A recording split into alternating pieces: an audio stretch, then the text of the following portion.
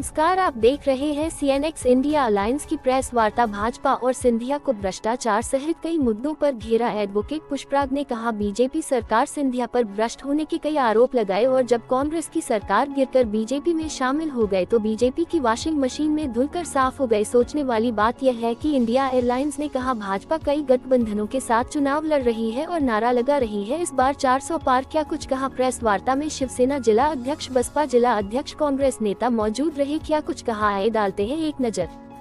इसलिए ये जो चुनाव है, इन चुनावों के ये जो चुनाव है, ये चुनाव इसलिए महत्वपूर्ण है कि ये चुनाव हम सब लोग इसलिए एकजुट हुए हैं ताकि हम चाहते हैं कि इन चुनावों ये जो राजनीतिक प्रक्रिया है हमारे देश के अंदर वो खत्म ना हो। भारतीय जनता पार्टी के दो नेता कह चुके हैं कि हम 400 सीटें इसलिए जीतना चाहते हैं क्योंकि हम संविधान बदलना चाहते हैं। संविधान बदलने का अर्थ है इस देश के अंदर लोकतंत्र का खत्म हो जाना। संविधान बदलने का अर्थ है हमारे देश के अंदर महिलाओं को जो बराबरी का हक है उस हक को छीन लेना।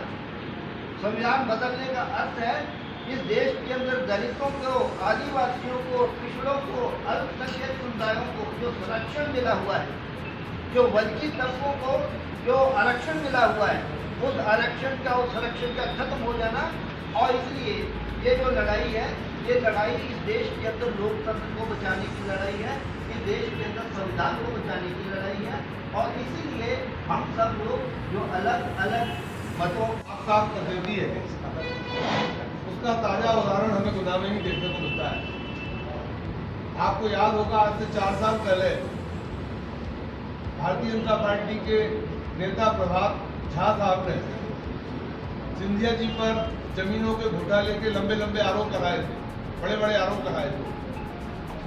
लेकिन आज भारतीय जनता पार्टी में शामिल होकर सिंधिया जी पाक साफ हो गए। सिंधिया जी खुद 1.25 लाख से ज्यादा वोटों से हारे हुए कैंडिडेट को भारतीय जनता पार्टी टिकट देती है और ऐसे व्यक्ति को टिकट देती है जो पहले से राज्यसभा का मेंबर है, जो सांसद ही है और एक जीते हुए खतरे में, हर एक व्यक्ति की आजादी खतरे में है।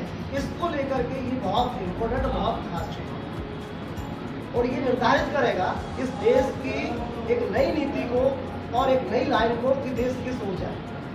जिस प्रकार से अभी हमारे साथी ने बताया कि किस प्रकार से ये मशीन जो है, वॉशिंग मशीन भाजपा वालों ने लगा के रखी है, इधर से डालो और इधर से साफ होकर के निकल रहे हैं।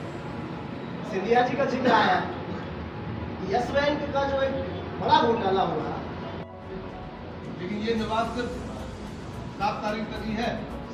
आप सोचो कि महाआगमन वापस से पूरे 5 साल यहाँ पर आकर युवाओं से मिलते रहेंगे, मुश्किल है। आज से 5 साल पहले आए थे पिछले चुनाव, रानी साहिबा, महारानी साहिबा यहाँ पर महिलाओं से किटी पार्टी भोज करती रहेंगी 5 साल तक, असंभव है। 5 साल पहले आई थी वो 3 दिन के लिए, लेकिन अब इस चुनाव में पूरा महल इस लोकसभा में पड़ा हुआ है। 3, 4, 5 मंत्री जो सिंधिया खेमे के मंत्री भी यहाँ पर पड़े।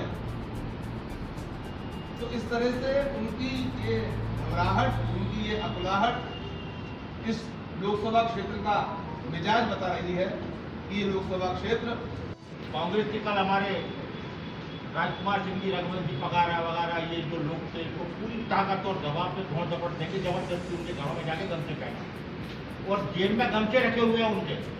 अगर वो शमशान में भी जा रहे हैं तो उनकी जेबों में गमछे, वो उनका बस नहीं चला, वहाँ डाल कर लोग।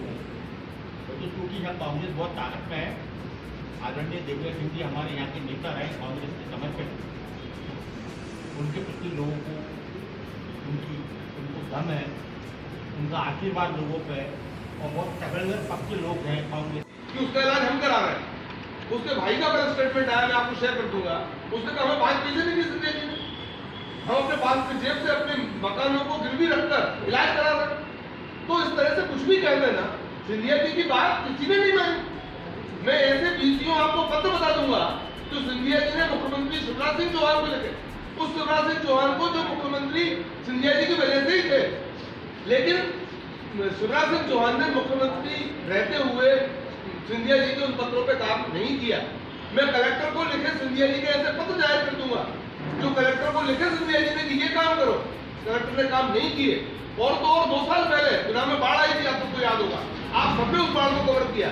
सिंधिया जी ने उस बाढ़ से प्रभावित लोगों का के पीठ पर हाथ फेरने के लिए मौके का मुआयना किया, वहीं पर खड़े होकर कलेक्टर और सीएम और नगरपालिका अध्यक्ष गुप्ता बन गए थे, इनको निर्देश दिया कि बुनिया नदी की सफाई करो, इसका प्रोजेक्ट बनाओ, झाड़ू नहीं लगी 2 साल। तो सीएमओ तो नहीं सुनता सिंधिया जी। तो इस तरह के हालात हमारे यहाँ पर, पिछले बार के सांसद चिल्लाते ही रहे कि मैं वो काम नहीं करने दिया। अभी परसों एक वीडियो क्लिप आप पर भी आई होगी, बमोरी के कुछ लोग महिलाओं ने सिंधिया जी को रोका, नीचे उतरो नीचे उतरो नीचे उतरो, नहीं उतरे थे। इन्हें कहा माफ करना, मैं 5 साल काम नहीं कर पाया, आगे से काम करूंगा, और आगे लेके चले गए। तो जनता को सामना करने का हिम्मत नहीं है।